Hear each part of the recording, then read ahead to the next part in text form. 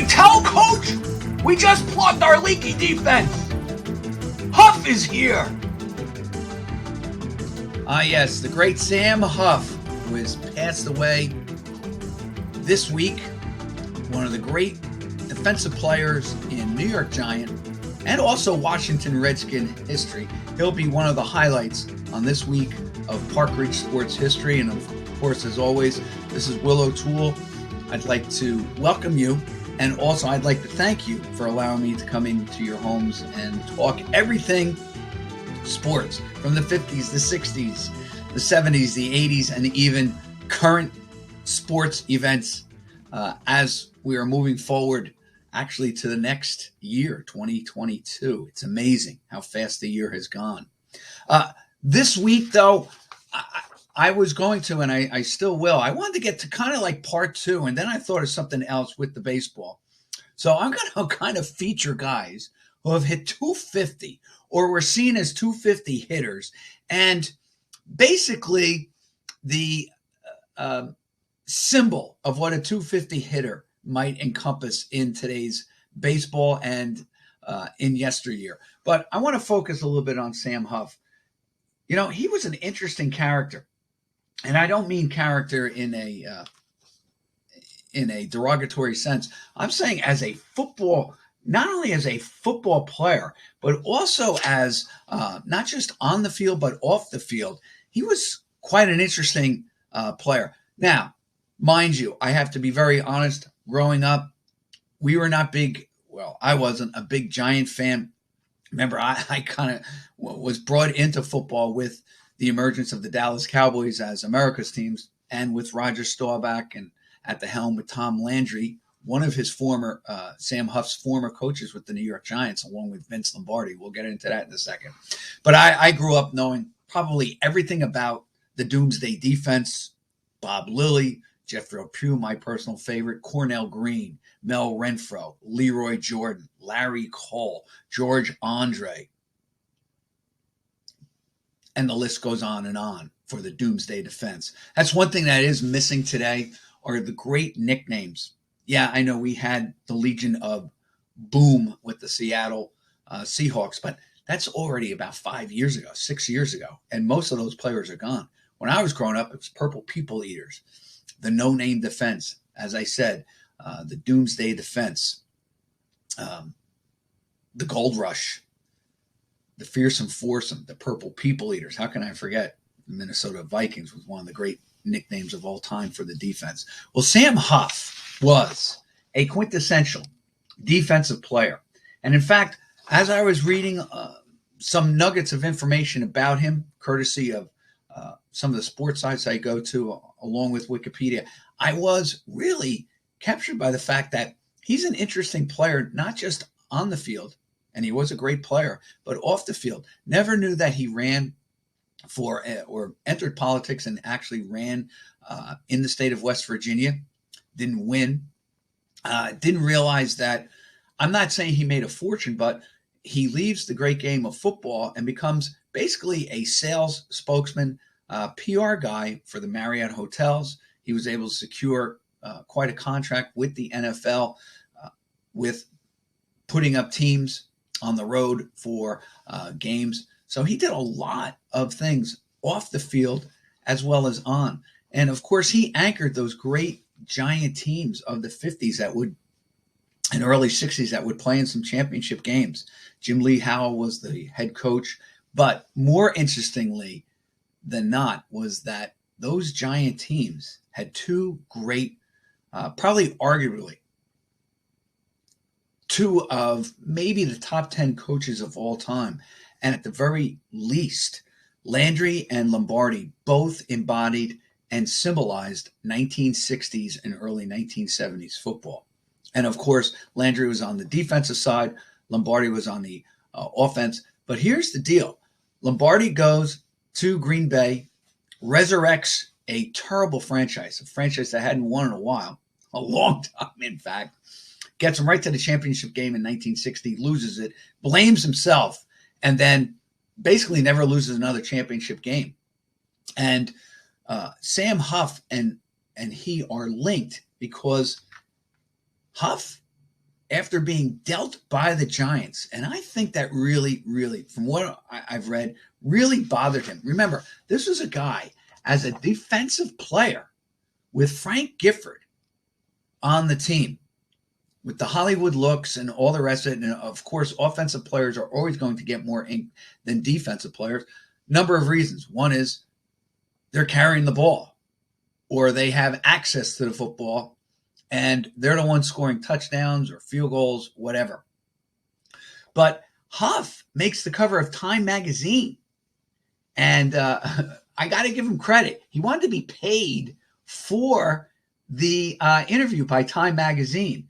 Time, I was reading about this. Time magazine didn't pay him, but this is a painting of Sam Huff, and he was given the painting by Time magazine. I don't know who the artist for this illustration acrylic painting is, but Sam Huff was given that in lieu of, let's say, a payment for doing an interview. And of course, here's his football card with the Redskins. I think the Giants were under the assumption that after they lost a couple of championships, they thought it was to blame was the defense, so they cleaned house. And one of the guys who was traded was Sam Huff. He goes to the Redskins, and of course the Redskins for many years were not good, basement dwellers. But lo and behold, he's retires from the game, Huff, and here comes Vince Lombardi after he leaves Green Bay, basically takes a year off, and I think he was well aware that he had that stomach cancer, but I think he wanted to give it one last shot, maybe for the simple reason that by coaching, maybe he got his thoughts off the cancer, because it was, unfortunately, it was malignant, and it would cost Lombardi his life. But he comes to the Washington Redskins, and one of the first things he does is that he calls Sam Huff back out of retirement and asks him to help him anchor his defense, probably buy him some time, teach the young guys, really provide a presence. Well, Huff does. And I'd like to talk about that today. Huff comes back to the Redskins. They go 7-5-2, the Redskins, in 1969, which is, of course, Huff's swan song and, tragically, Lombardi's swan song. They hadn't had a winning season in years. But here's the interesting thing I never knew about Huff. Comes back 7-5-2. Now, most of the wins, actually all the wins, I did do a calculation. They were not the Washington Redskins of 1969.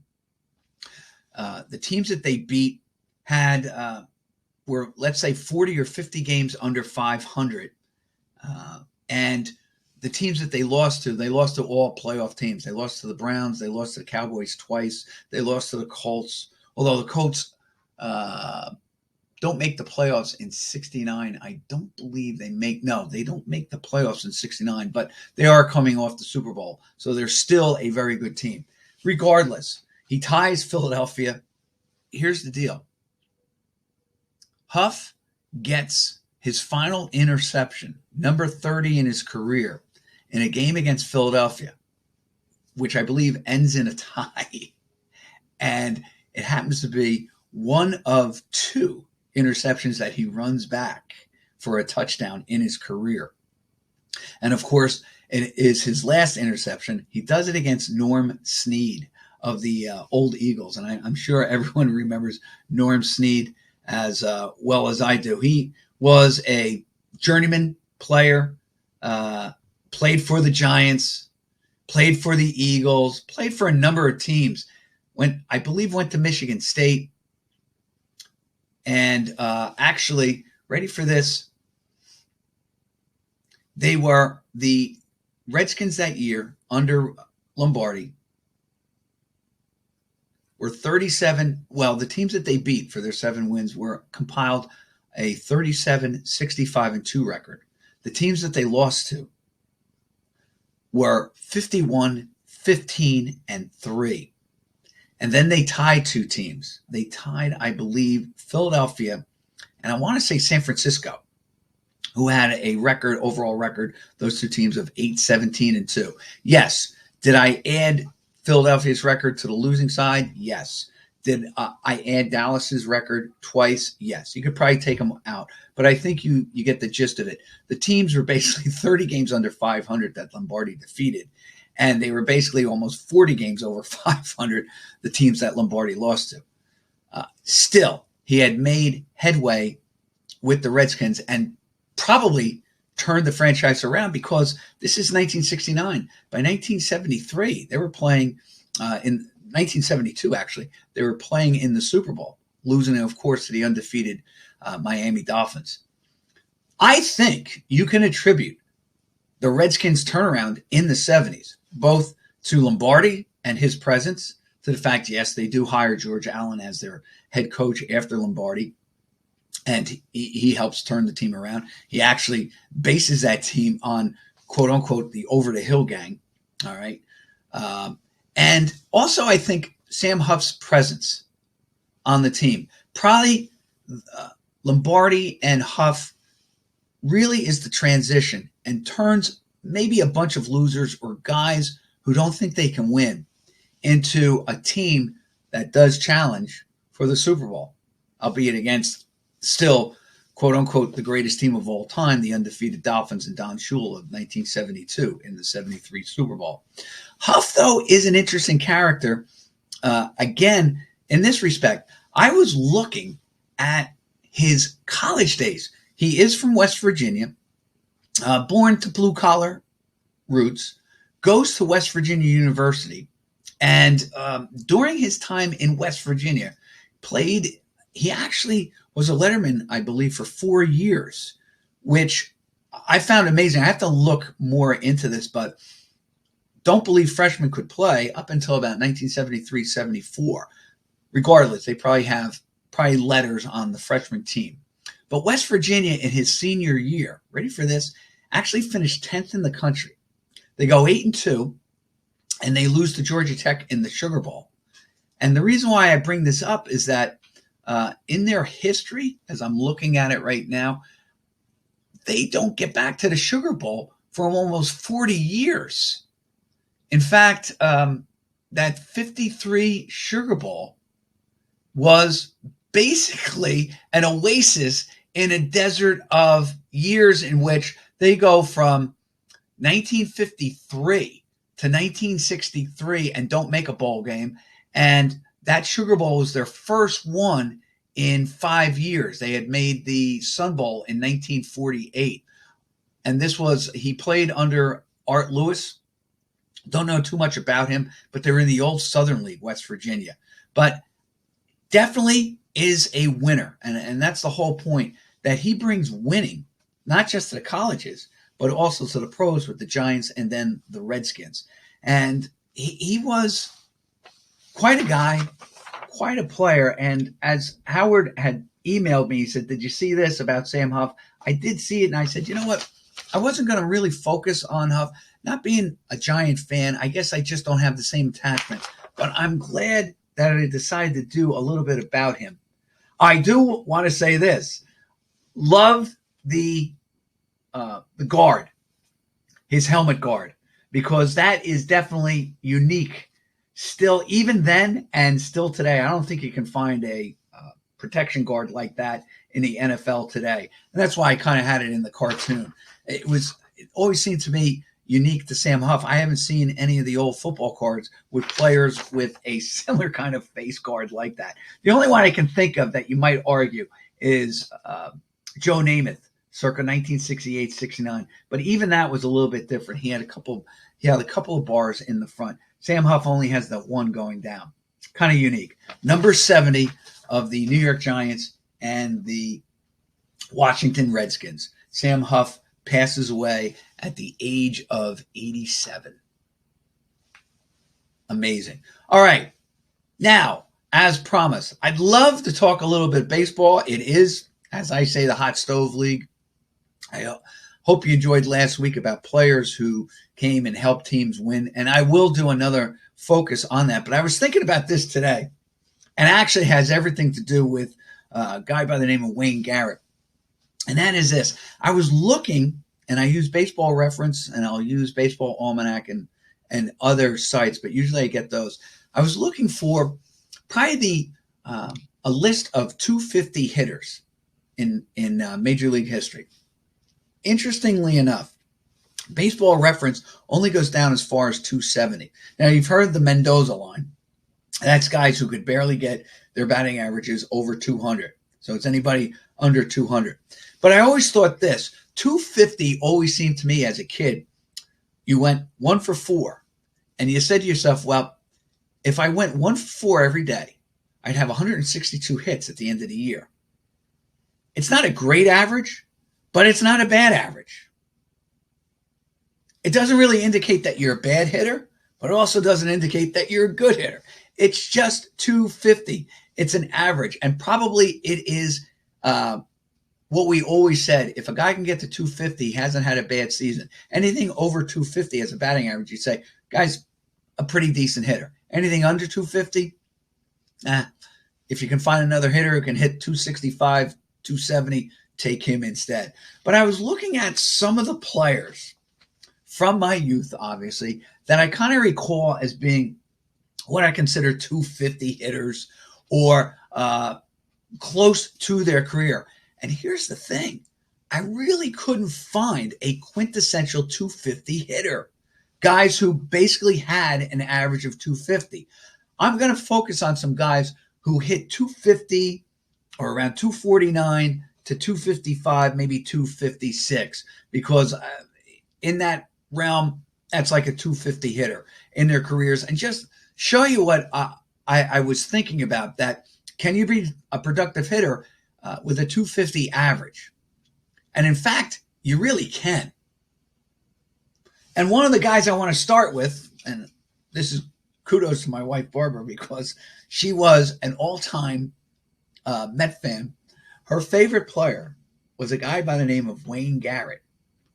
And of course, I found this in her, let's say, in her souvenir box, and asked her if I could use it. Obviously, she said yes. Now, these weren't buttons that were given out by, let's say, Topps. These were buttons, I do believe, that were given out the Mets. So obviously, she either went to a Met game or she purchased it at the Met souvenir stand or whatever. But Wayne Garrett, even though he's a career 239 hitter, he still remains my wife's favorite player of all time. Wayne Garrett hit for the Mets 256. I'm going to get to him right now. I'm just looking for him right now.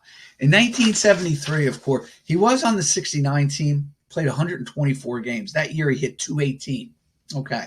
So he kind of fills a role. 1970, he hits 254, has 12 homers, 45 RBIs. And I know that a lot of Met fans thought, hey, maybe he can be the final piece at third base and plug that hole, because if you remember, it always seemed to me when I was growing up, they went through Bob Aspromonte, they went through Joe Torre, they went through Ed Charles and Joe Foy, and they went to Jim Fregosi, a plethora of people that they thought they could plug in. Then they had Wayne Garrett play third and second for them. Well, actually, you got to give this to credit to Yogi Berra. Maybe there was no other player that could play the position, or he had no other options. But actually, for the Mets in 1973, Garrett finally, you could say, solidifies his spot with the 73 Mets. And in 140 games, he had 20 doubles, 3 triples, 16 home runs, which still is his high in his career, and had 58 RBIs for a terrible offensive team, the Mets. Remember, there are only 3 games over 500. Their starting staff is 1 game under 500. It is led by both George Stone and Tom Seaver. And you had Matlack and Kuzman, but they were both had 14 wins and 15 losses each, strangely enough. But Wayne Garrett is one of their big offensive machines in 1973. And here's what I mean. He actually has a pretty productive season, goes 16 homers, 58 RBIs, and hits 256. He never hits, well, I shouldn't say he never hits that high again, but he never, in 100 and let's say 20 or more games, ever hit that high again. The next year with the Mets, in 151 games, his average plummets to 224. And then he does, when he gets traded to the Montreal Expos in 1977, he has his career high of 270.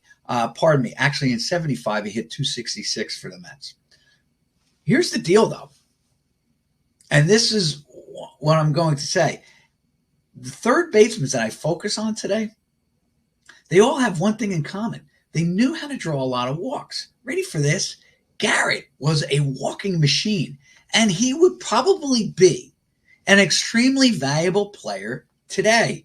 Maybe not at third base. As I said, they might move him permanently to second, and with all the shifting that they do in baseball today, probably Garrett, for whatever range, shortages, or limitations he might have, you could probably hide him better at second base today than you could years ago. But ready for this?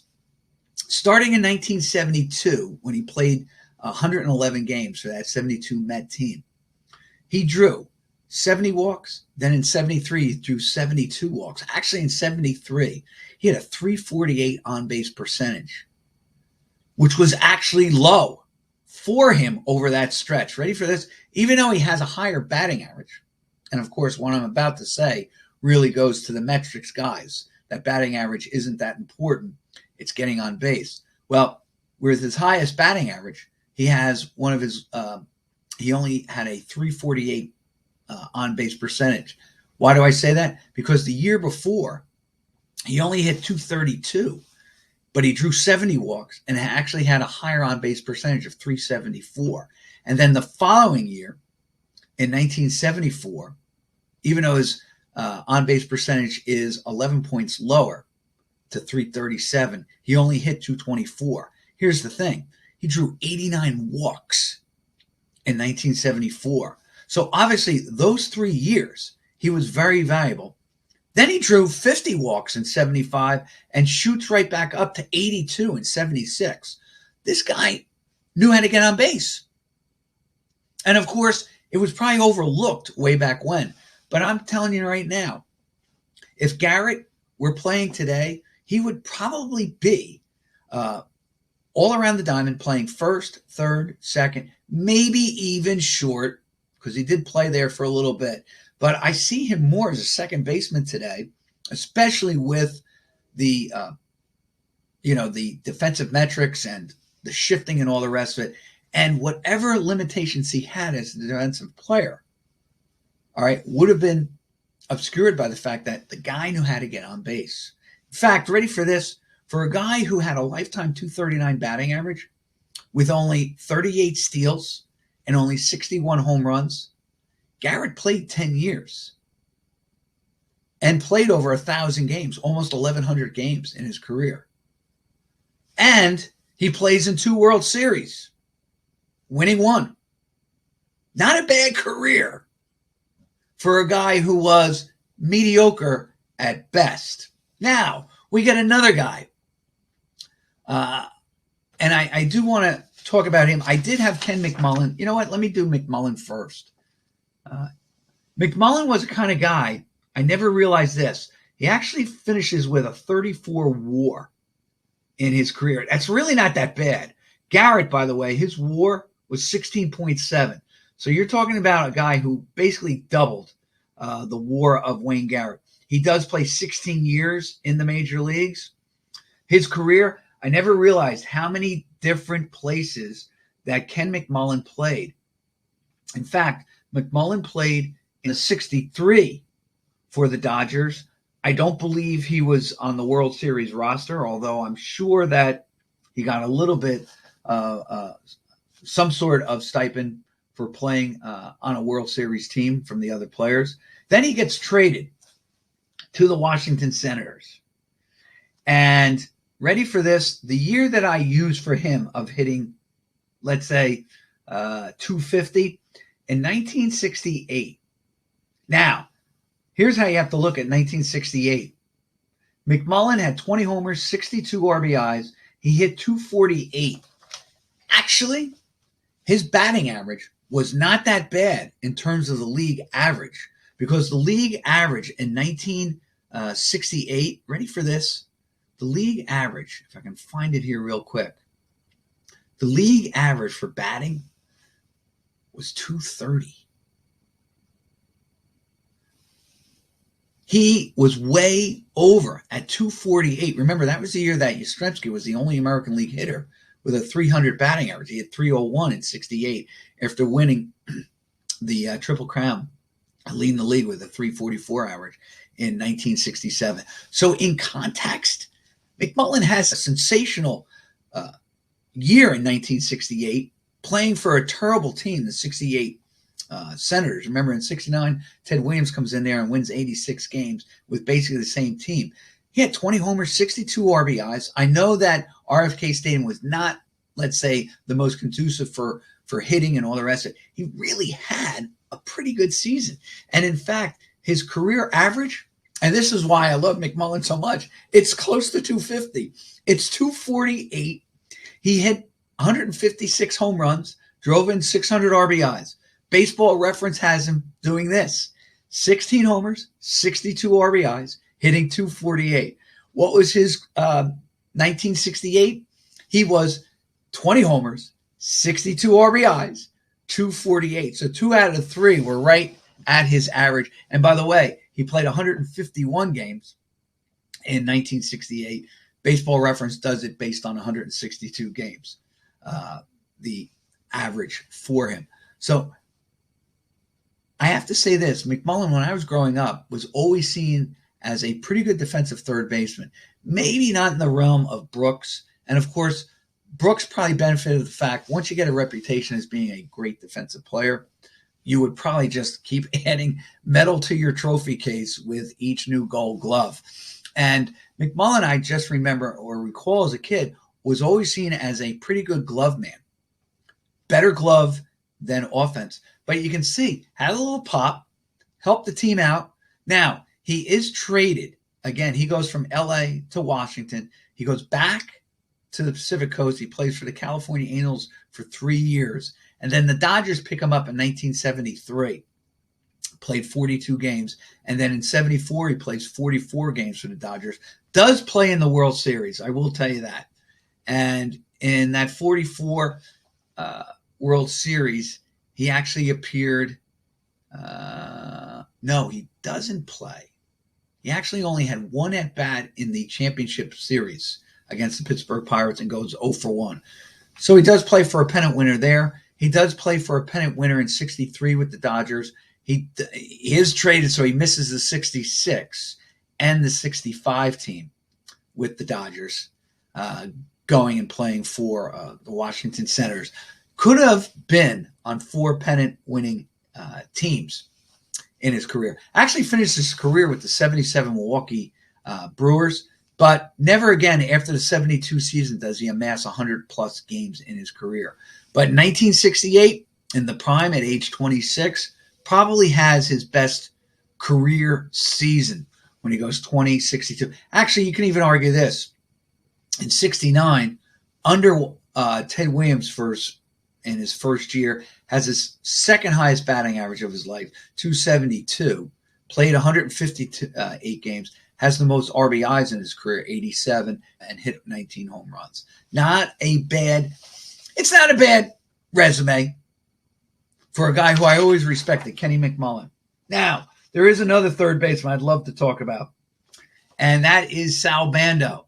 Now, Bando's a little bit different. Why? I couldn't believe this. Bando, of course, is a great trivia question. Let me get him up here along with Dick McCall, because McCall I might just save for last. I do have a couple other guys I might just save for another episode. But Sal Bando had a higher WAR than the other two that I just mentioned. He had a WAR of 61.5. Hit actually a lot of home runs, 242. His career batting average, 254. Drove in over 1,000 runs.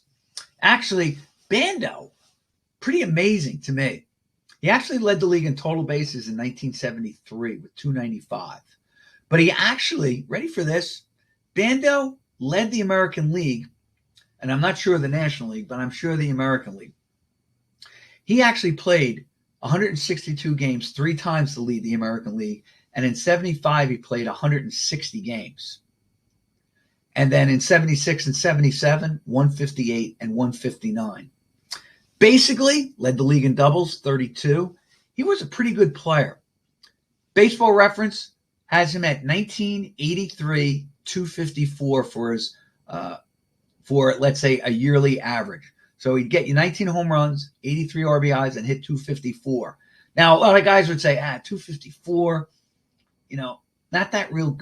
It's okay.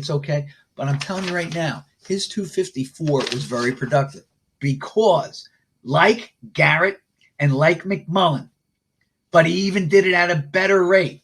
He actually averaged 83 walks a year. He never led the league in walks, but ready for this, in 69, his first All-Star year, in fact, he was actually penciled in ahead of Brooks Robinson in 69. He started that All-Star game in Washington.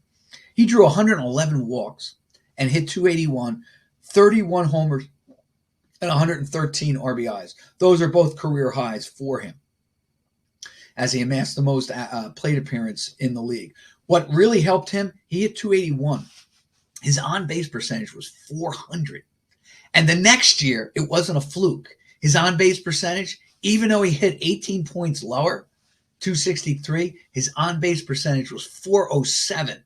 Neither one led the league, but still, if you have a third baseman that maybe, and yes, 281, 263, but who's a career 254 hitter, and he has a 352 lifetime on-base percentage, and in your great seasons, the Oakland A's from, let's say, 69 to 75, his on-base percentage each year is over 100 points higher than his batting average.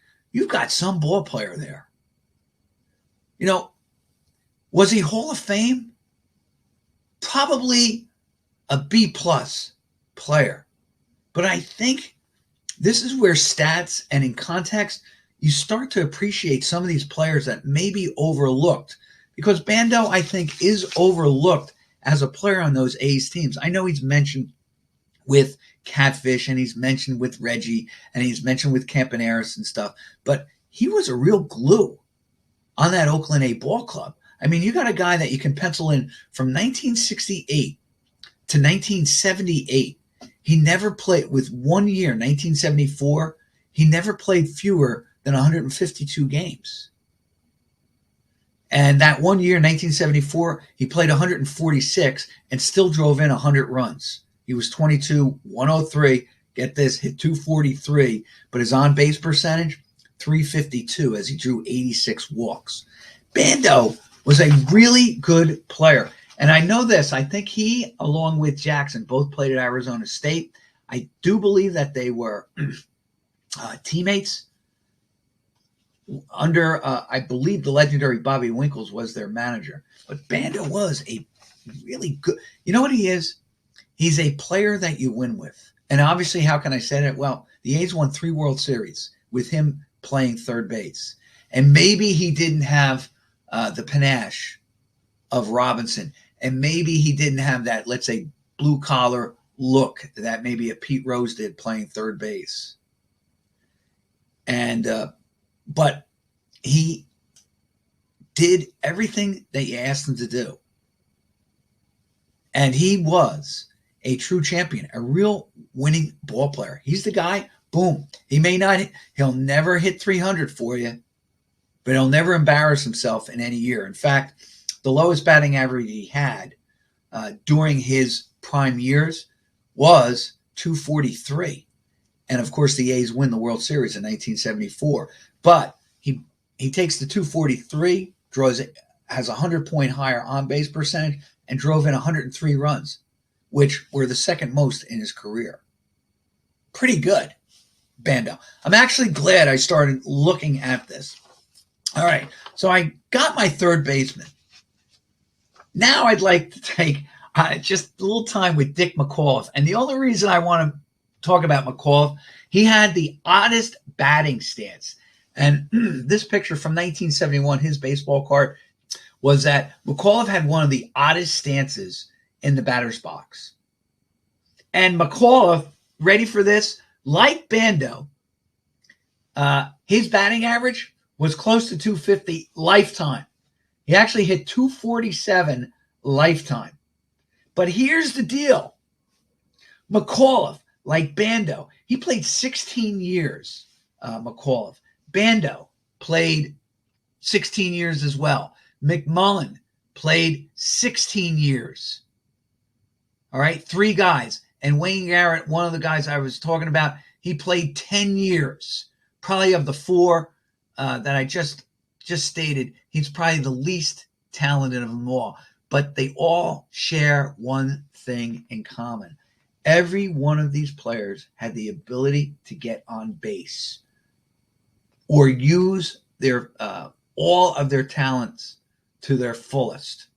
McAuliffe, ready for this, he may have only hit 247.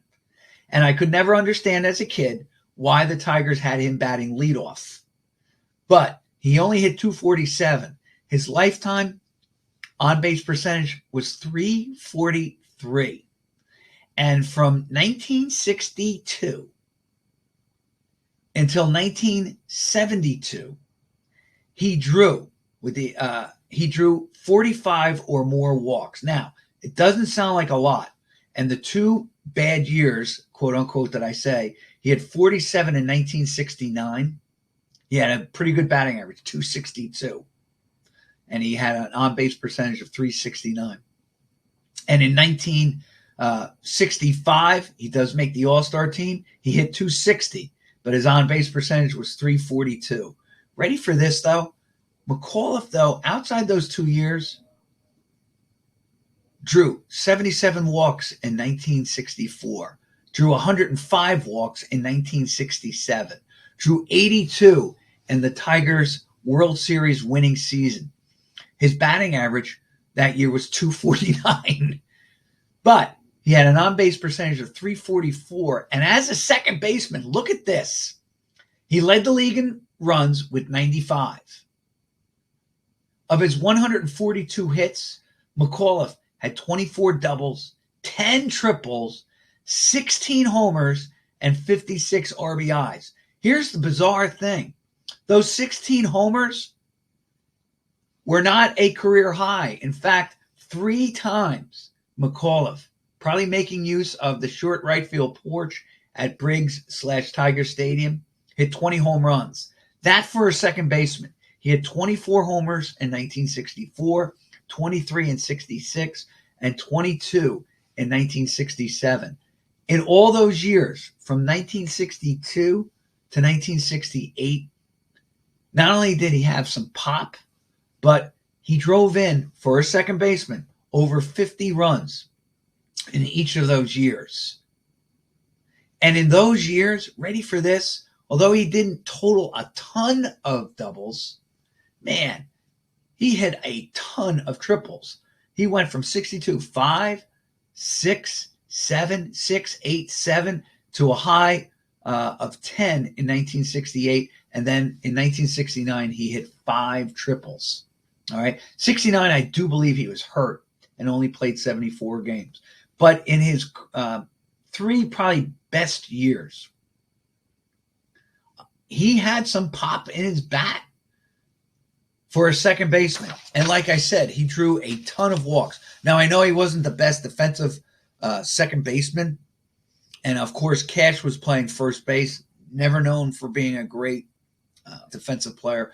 You know, those Tiger teams in the 60s were really led by Al Kaline, a great gold glover, Jim Northup, a great gold glover, and Bill Freehan, a good, not great defensive catcher. Not in the same league in terms of arm as Johnny Bench or Ray Fosse, but certainly the Michigan grad and the devoted Tiger was a very good player, very good defensive player. I do have one other guy I'm going to mention before I leave, and that is Aurelio Rodriguez. And like the other guys, ready for this? Rodriguez hit 237 lifetime, but in his 2 best years, or 3 best years, he hit 253, 247, and 245. What amazed me, and this is why I included him, he was always seen as a very good defensive player. In fact, he broke probably the string of Gold Gloves by Brooks Robinson in 1976, winning the Gold Glove with the Tigers in 76. Like McMullen, he played for both California and Washington. Here's the strange thing. He actually played 2 years with the New York Yankees. I actually don't remember that. But not only does he play 2 years with the Yankees, he actually got into the postseason with the Yankees. And I was floored when I was reading that. And I was saying, well, being an anti-Yankee fan, but at the same time, you do like players. And I always kind of liked Aurelio Rodriguez because I always thought that he played for some terrible teams. But he actually played, ready for this, he played in 2 ALCSs, 1 ALDS, and the World Series of 1981. And then, ready for this, the White Sox picked him up in 1983 as a defensive glove, and he actually played in the postseason against the Baltimore Orioles. Didn't have much success. He had 7 hits. He was 7 for 37. He does play for Detroit in 72. I forgot about that. 7 for 37, hits 206, no home runs, 1 double. But never realized he played for the Yankees in those early 80s and then finishes his career with the White Sox. But Rodriguez, and I'm going to come back with Cardi another day, but Rodriguez, like McMullen, like Garrett, and like Bando, well, I shouldn't say he drew a ton of walks, but at the time his high was 40 walks, and his improved from 249. His on-base percentage was 302. Actually, I kind of take that back. Unlike the 3 previous, Rodriguez was not a big walk guy. But like those guys, ready for this? He lasted 17 years in the major leagues. More for his glove than his offense. This is Will O'Toole saluting Sam Huff and also players who hit 250 that managed pretty good careers. Thanks for joining me on Park Ridge Sports History. See you next week.